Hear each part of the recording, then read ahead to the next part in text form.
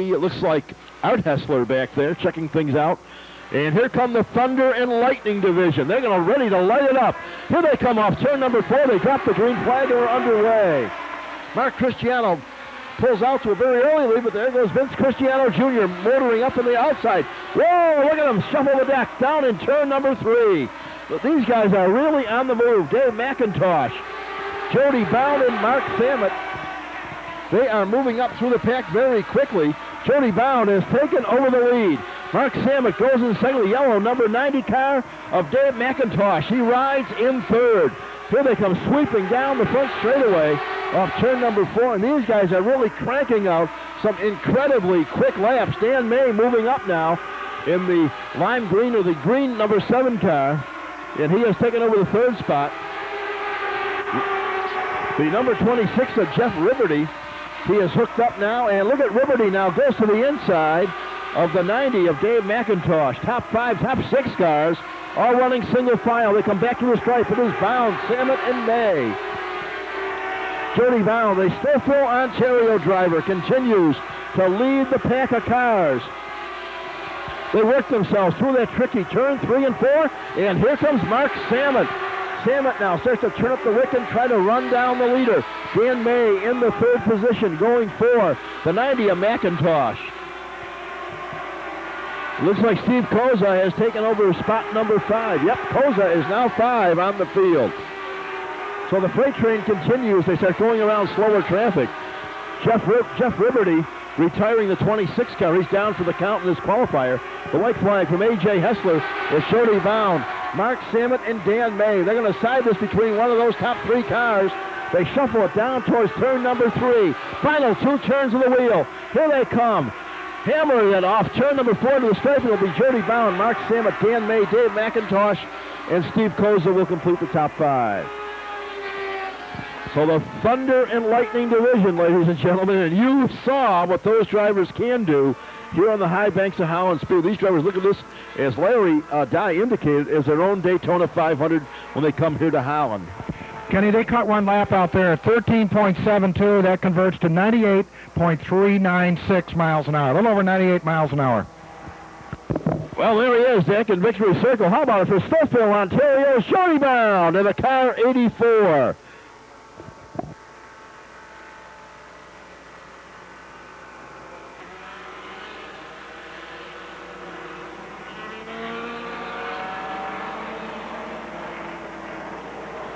Oh, second of 3 qualifying events on the Speedway. And a good turn about around 35 from last count on the TQ midgets. Car number 9, remember that's Mike Stahl. You can tell by the yellow fire suit. Jim Muncie has piloted that car. Harry's son, Billy, has also driven the car number 9 over the past couple outings for the race car, especially indoors. So the field now almost set to go. Dan Lawrence in the car number 07. As they come down in the September sun along the back straightaway. Art Hessler has checked them out.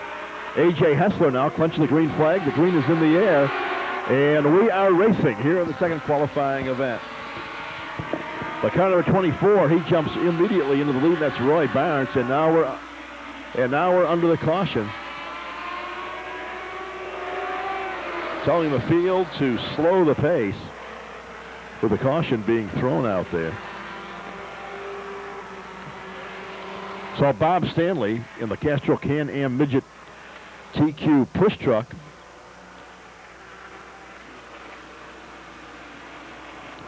Well, the 24, a rookie, Roy Barnes out of Hillsburg, Ontario. And A.J. Hessler now telling the field, move double file, anticipating the next green flag here in round 2 of qualifying, 3 in total.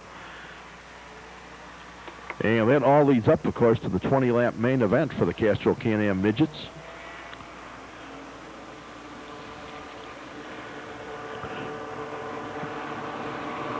So the rookie, Roy Barnes, baptism under fire here at Holland Speedway. He's the trigger man on this restart. And will try to hold off Michael Gallegita in the number 42. The Grogan Ford car. The purple, number 42, of Mike Gallegita. He's out of Delaware, Ontario.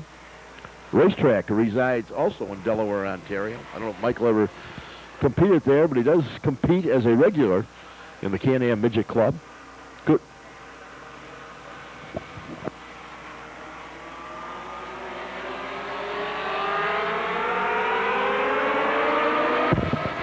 Okay, the green comes in the air one more time, and they go back under the green flag, and here they come. Oh, look at Michael Galagita. Man, what a move he made on the outside. Oh, cars bumped on the back straightaway. And Michael Galagita, the purple people leader, the 42 car, has sorted out early, and they're black flagging. There was smoke earlier on that 36 car, Kenny. That could be the recipient of the black flag. Nope, somebody else, but they were pumping smoke on 36. Okay, here they come off turn number 4. Michael Galagita running with the lead. In second spot now, Wayne Turnbull. He made a nice move around the Harry Macy car. Okay, they are black flagging the car number 58, and that's a brand new driver out there in car number 58 out of Dunkirk, New York. That is David Banich out of Dunkirk. And look at the Wayne Turnbull car now is taking over the lead. He made a nice inside move. And here comes Kenny Lorenz. Lorenz has taken over second spot, trying to track down the 31 of Wayne Turnbull.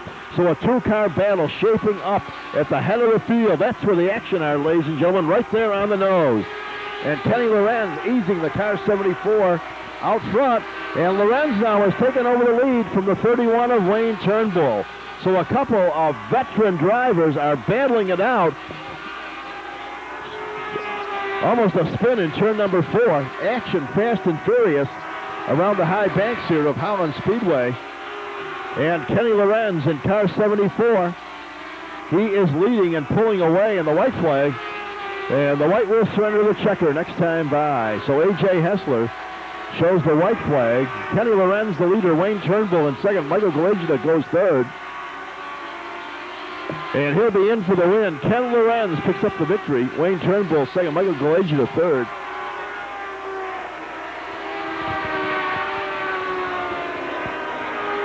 So some very, very quick driving out there by Kenny Lorenz. He dropped to the inside, made a beautiful move to take over the point, and from there on in it was all Kenny Lorenz with Wayne Turnbull trailing him.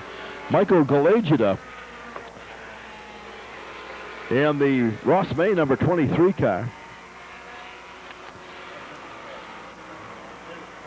with a good ride as well. But Kenny Lorenz showing in that one that he's going to be a factor come feature event time, the 20-lapper for the Castro Can-Am Midget Club. A regular occurrence here at Holland Speedway during our Budweiser 100 Saturday afternoon program. The Castro Can-Am TQ Midgets.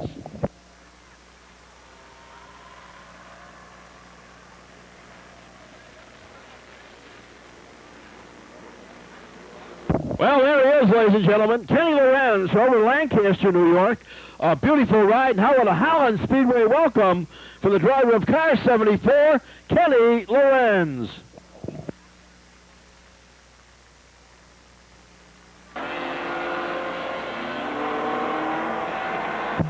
Okay, ladies and gentlemen, round 3 of qualifying. The caution flag now from the hand of A.J. Hessler as the field motors down the front straightaway. The car number 70 of Dan Wagner will lead things off. Dick Mahoney, he'll be piloting Dick Watkins, car number 33.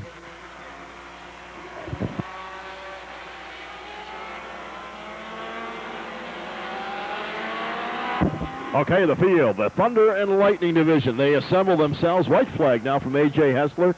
And we will drop the green and we will be underway. And like I said, they're turning laps in miles per hour range of almost 100 miles an hour. That's average speed. So they are going well over 100 miles an hour and 90 some odd miles an hour through the corners. So these guys are really just absolutely flying out there at Holland Speedway. Laps, I believe, somewhere in the 13.5-second range or thereabouts, but a very quick group of race cars. Here they come. Listen to those motorcycle power plants cranking out the power as they come down the front straightaway. And Dick Mahoney takes over the early leader in car number 33, but now Dan Wagner battles back. Wagner out of Delavan, New York, and he holds it down and holds on to the lead. So in the early going, it's Danny Wagner. Now it looks like the 15 car. That should be Peter DeMann. DeMann now has appropriated second spot. And look at the field. Well, they shuffle themselves around in turn number 4. The 44 car of Jim Shirtliff. Jimmy Shirtliff on the move as well. And now Dick Mahoney being shuffled back in the pack in the car number 33. So here comes the leader. He comes down to the stripe. That's Dan Wagner with Peter DeMann. Peter DeMann in the Maple Leaf 15 car. And look at DeMann now. Takes a peek on the inside. But Wagner slams the door as they come down through turn number 3 and 4. In first spot is Jim Shirtliff. Andy McArith goes 4. Current point leader Keith Dempster. Look at Dempster, the yellow number 5 car. He has come up and he goes side by side with the 40 car of Andy McArith as we will be completing lap number 5. 5 down, 3 to go. And this one, oh, look at this now. Peter DeMann, the leader. Dan Wagner trying to battle back. Here comes Keith. Oh, look at Dempster. What a move by Dempster. Talk about threading the needle. Another coat of lacquer on that yellow paint scheme, and he would have been into somebody, I'll tell you. He made a move by centimeters out there. Absolutely outstanding. Look at Jim Shirtliff. Shirtliff had a back another. 1 to go, ladies and gentlemen. 1 to go. And there's Peter DeMann, but right there knocking, pounding on the back door is the car number 5 of Dempster. Dempster tries to get a look at Dempster now. And here comes Shaw. Look at Dempster. What a move. What a brilliant move by Keith Dempster to pick up the victory. It'll be Peter DeMann and Jim Shirtliff. They'll be the top 3. And wow, I'll tell you. So it was the 5. What an outstanding event. Boy, I'll tell you how these guys can get around this oval and not get out. They're on the very edge. You talk about the ragged edge, Larry. These guys are just a little bit above the ragged edge, I think. Kenny, Keith Dempster came down the back straightaway. I figured he was going to crack the throttle. That car picked up speed going into turn 3. He got to the third turn. Everybody else cracks the throttle. He slams it even farther to the floorboard. Went through, took a wide line coming off turn 4, and came home for the victory. Absolutely outstanding driving. When you